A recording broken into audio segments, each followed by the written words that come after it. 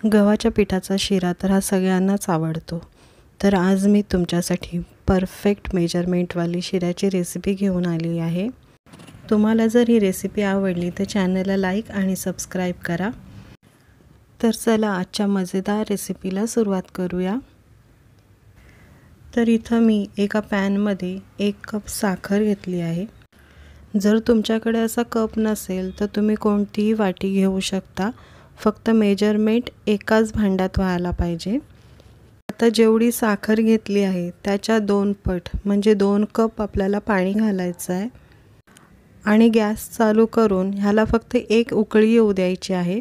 म्हणजे आपल्याला फक्त इथे साखर विरघळून द्यायची आहे, साखरेचा पाक करायचा नाही आहे. तर हे बघा, आपल्या पाण्याला इथं उकळी आलेली आहे आणि साखरसुद्धा पूर्णपणे विरघळली आहे. तर आता गॅस बंद करून हे साखरेचं पाणी आपल्याला बाजूला ठेवून द्यायचं आहे. आणि आता पीठ भाजून घ्यायचं आहे. त्यासाठी मी एका दुसऱ्या कढईमध्ये 1 कप पीठ घेतले आहे.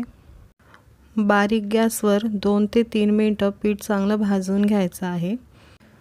बरेच जण ह्यामध्ये डायरेक्ट तूप घालतात, पण जर पीठ असं कोरडं भाजून घेतलं तर शिरा खूप छान चविष्ट होतो.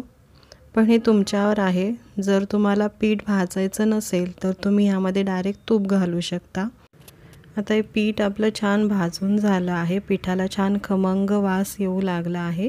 तर आपल्याला ते एका वेगळ्या डिशमध्ये काढून घ्यायचं आहे.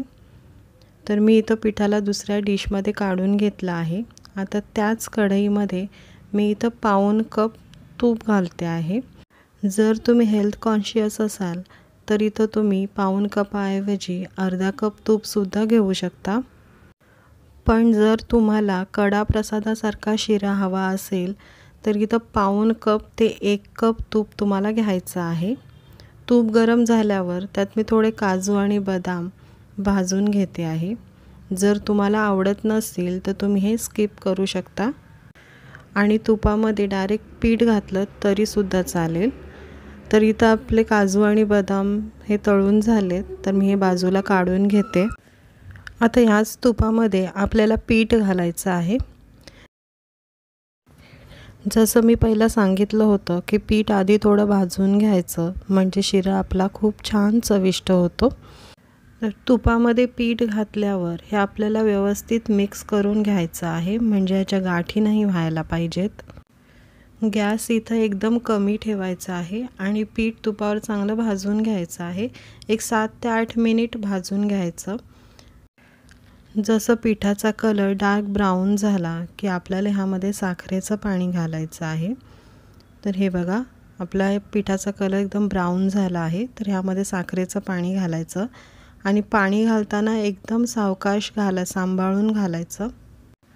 कारण जसं आपण ह्यामध्ये पाणी घालतो तर गरम तुपामुळं पाण्याचे शिंतोडे उडून आपला हात भाजू शकतो. म्हणून हळूहळू पाणी घालायचं. एक अर्धं पाणी घालून झाल्यानंतर आपल्याला हे छान मिक्स करून घ्यायचं आहे आणि नंतर बाकीचं राहिलेलं पाणी घालायचं आहे. तर 1 कप पिठाला 2 कप पाणी हे प्रमाण अगदी व्यवस्थित आहे. म्हणून अगदी सगळं पाणी ह्यामध्ये घालायचं आहे. पीठ सगळं पाणी शोषून घेईल आणि शिजून घट्ट होईल. 1 ते 2 मिनटं लागतील कमी गॅसवर ह्याला घट्ट व्हायला. तर मी इथं सगळं पाणी पिठात घातलेलं आहे आणि आता हे व्यवस्थित मिक्स करून घेते आहे.